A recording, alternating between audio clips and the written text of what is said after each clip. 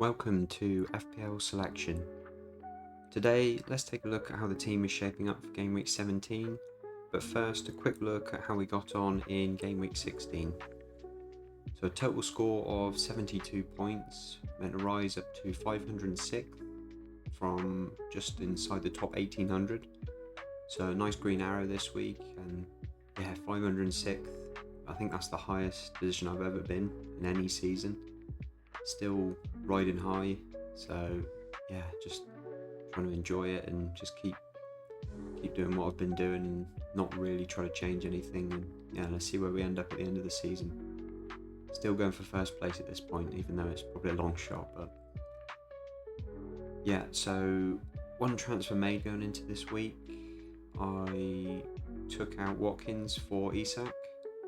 And Watkins was a long-term pick for me, but just after the last few games where he'd had shorter minutes and then the knock he got the week before, just made sense to bring in Isak. He's looked really sharp recently, and as we'll see in a moment, he was one of my top scorers this week, so nice instant payoff from that one.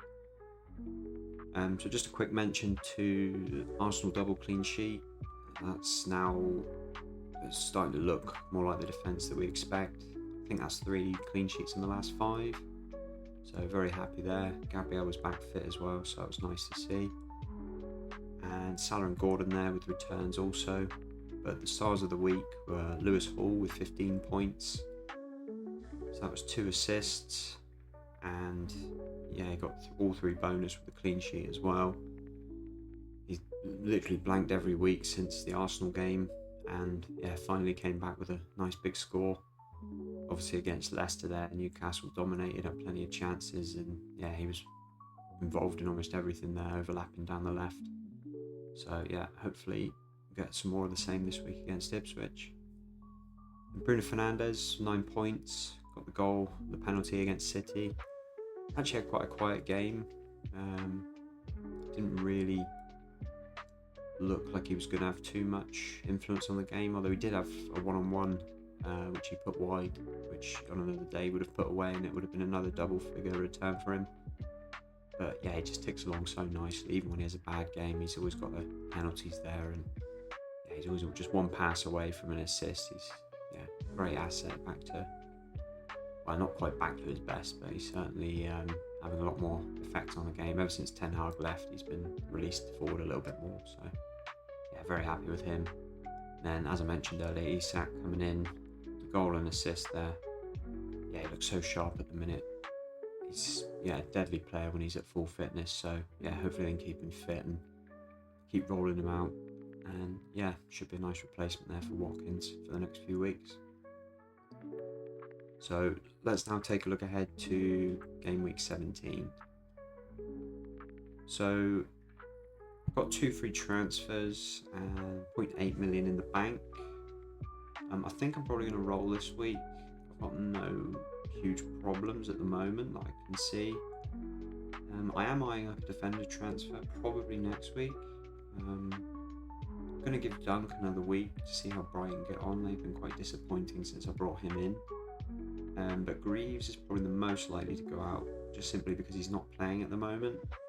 Now, it might turn around, maybe he'll play this weekend, but it just looks like Burgess is preferred, and O'Shea seems to be fixed in the team too. So Greaves is supposed to be my bench option, so he's pretty useless if he's not getting any game time. So I've got a few options in mind. I think the Fulham defence looks like a good option at the moment. Fixture run goes on for a couple of months, really, at least sort of 10 game weeks, with only a couple of difficult fixtures in there. So the obvious 2 picks there is Robinson at 4.8. He's got 6 assists so far this season. He looks really attacking every time I see a Fulham game. I don't back them. I think they're a decent defence. They've only had 2 clean sheets all season, 2 or 3 at least anyway. But his attacking threat, he's always pushing forward. He got the assist at the weekend, so he'd be the ideal option if budget was no option. But I think I'm probably looking at Anderson actually. He's coming back from injury. If not this week, should be next week. We'll see the press conference from Silva, I'm assuming on Friday. But at 4.2 million, he could be an absolute bargain. Certainly as a first bench option anyway. I mentioned him previous weeks, but yeah, we'll just see how things look next week. But I'm probably going to go Anderson because I'm just really keen not to put too much money in defence at the moment. But then the other attacking option would be Munoz at Crystal Palace. He's actually suspended for the Arsenal game this weekend, but then he'll be back for Bournemouth away the following week, and then Palace have a really nice run for a little while after that Arsenal game. And at 4.7 million, he's very, very attacking. He's always in the box when they're on the attack. Seems to always get in the goal scoring positions. He's got a couple of goals and assists already this season. I was very close to having him game week 1, and obviously I'm glad I didn't in the end, as they were a bit of a disaster. But yeah, he's just one of those players. He's always in and around the box, and yeah, could prove to be nice value at 4.7. So yeah, I've got my eye on him potentially for next week also. And then I'm also looking at midfield. Gordon, I'm still not sure about. He played really well last week against Leicester. He was involved in all the good stuff for Newcastle. He looked sort of back to his best, nice and sharp. And he was creating things, and he had some good chances as well in the game. Got plenty of shots off, so I'm not against holding Gordon for a good few more weeks. But we'll see how he performs against Ipswich. And yeah, just take it from there, I think. So I'm looking at potentially going back to Mbeumo. Mbeumo's had, I think, 23 points since I got rid of him 2 weeks ago. As I said before, I didn't really want to get rid of him. He was just the only one I was willing to sacrifice for the extra defender I needed after the Liverpool-Everton postponement. And yeah, he's just the talisman for Brentford, and that's what I've been trying to do this season, is get those guys in, the main men for their team, the penalty taker, the 90-minute man.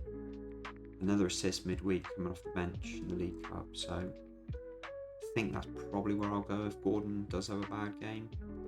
But I am also looking at Jota potentially for the Leicester game, double up on the Liverpool attack. Looked great since he's come back from injury, and yeah, when he is fit and he plays number 9 for Liverpool, he's always going to get goals.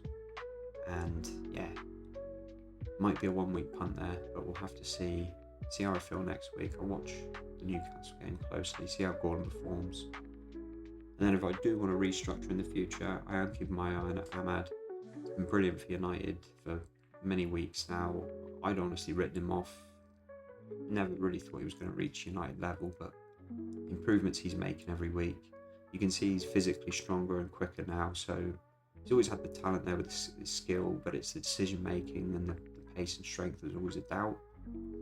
He's looking great every week, and you can see he's really determined. He's the one that's sort of showing the way for everybody else, that we've got to work hard to turn things around, and you can see that in his performances. So yeah, I just got my eye on him just for that, purely for that price. If he keeps his place in that front three for United, the fixtures we've got coming up, it's it seems like a good opportunity there if I need to find the money somewhere else.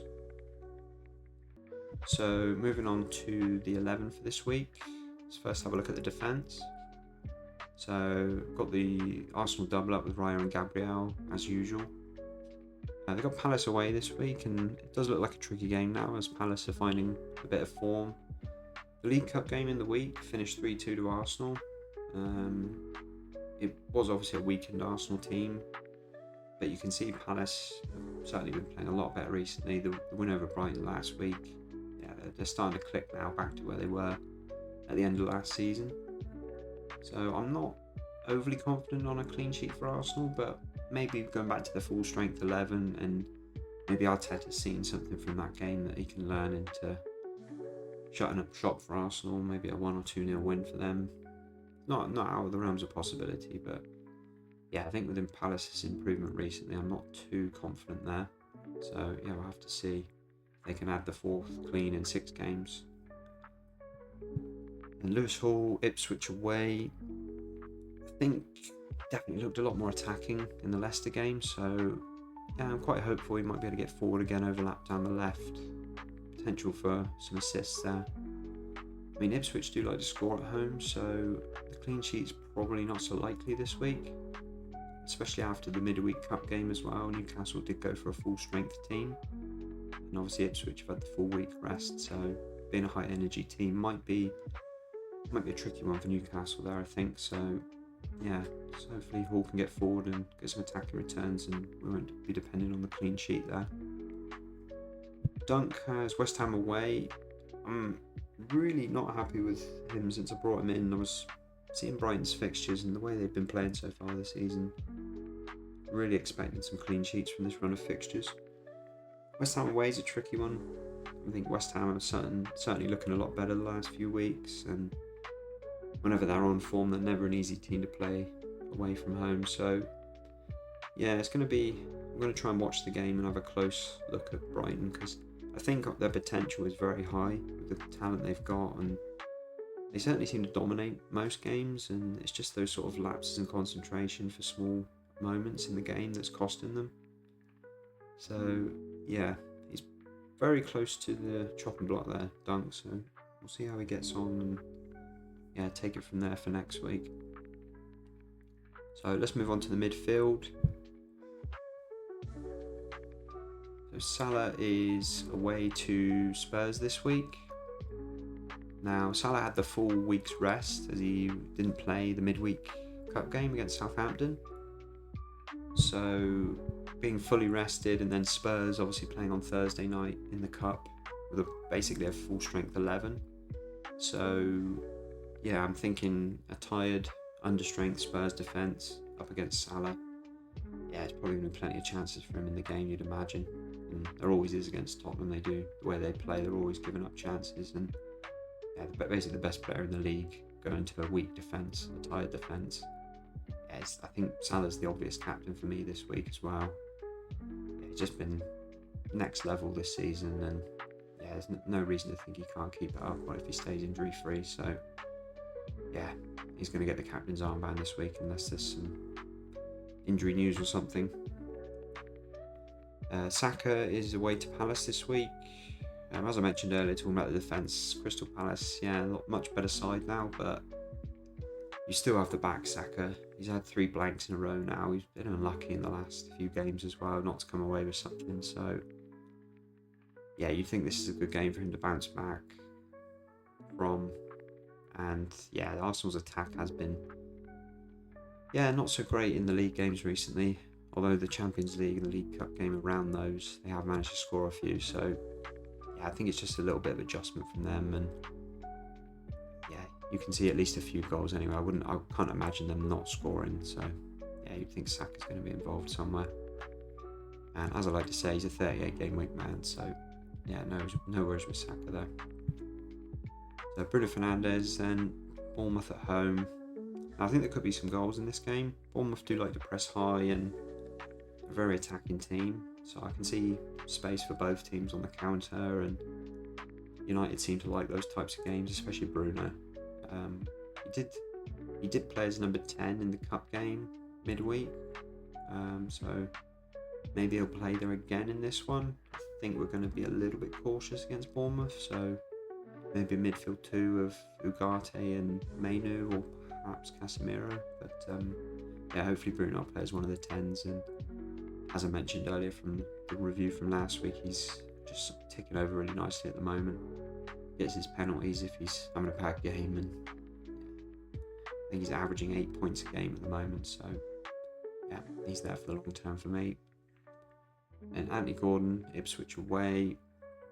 Yeah, he looked, like I said earlier, he looked very good in the game last week against Leicester and involved in everything. So yeah, I've got my hopes high for Gordon. He's a bit of a differential at the moment, so see how he gets on in that Ipswich game. But if he does perform badly, then he is probably the next one on the list to go out for me. So yeah, we're watching that game closely and see how he does. I think there's a good chance he's going to get some returns in that game, as Ipswich can be quite open at home. So yeah, fingers crossed there for the triple up on Newcastle. And Cole Palmer's away to Everton. Now, it's a bit of a tricky one, that, actually, because I think Everton, obviously, defensively have been pretty good recently. They obviously kept Arsenal out last week. It's never an easy game going to Everton. So, but then Palmer is such a class player, and Chelsea have been a very good attack this season. So, I do think there's something in it for him, but I'm not sure he's going to get 4 goals like he did in the home game last year. probably going to be a low score win for Chelsea. So the ceiling's quite low for Palmer. Probably be my vice captain this week, I think. But yeah, you never know with his quality. This could be another week where he grabs 3 or 4, and yeah, we'll be wondering why we didn't captain him again, really. But yeah, I think vice captain this week for Palmer. So moving on to the forwards, got Isak away to Ipswich for the Newcastle triple up. As I mentioned in the Game Week 16 review, absolutely brilliant. Isak's looking so sharp at the moment. When he is fit, he's one of the best strikers in the world, I think. Just his finishing ability and his all-round game. He's a very intelligent player. He's, got some nice touches, and yeah, you can see plenty of chances in him for this one. I mean, obviously they are away to Ipswich, so I think Ipswich will be quite attacking. They are going to go for it, so hopefully that'll leave some nice openings for Isak. I do always worry about his fitness. He did play almost 80 minutes in the cup game on Wednesday, so it's quite a quick turnaround to Saturday 3 o'clock. So yeah, fingers crossed he stays fit enough to probably get 60-70 minutes, I would imagine, unless they're losing the game. But yeah, it should be long enough anyway for him to at least get one return, you'd imagine, against a much weaker opponent in the defence there for Ipswich. And João Pedro's away to West Ham. He's only had 1 return in the last 4 games, which, yeah, it's a bit disappointing with the fixtures they've had, but yeah, I mean, his price, a player of his quality at that price, you can't really complain too much. I think the West Ham defence hasn't been great this season, so I imagine he's going to get some chances in the game, and yeah, you'd always back him, player of his quality, to take some, so yeah, I'm certainly not worried about him anyway. He's going to stay for me for many more weeks at that price. Just enables so much for the rest of the team, and yeah, he's going to go on another run at some point, and yeah, he's not going to go anywhere for me. So as I mentioned earlier, I'm going to captain Salah this week. I think it's pretty obvious with the tired defence for Spurs and Salah having the full week of rest. I think Everton away is a tough game for Palmer, and it's quite a low ceiling potential there. Probably going to roll the transfer. There's no injury news, and yeah, I'll probably take a quick look at the defence for next week. So that's it for this one. Thanks for watching, and catch you on the next one.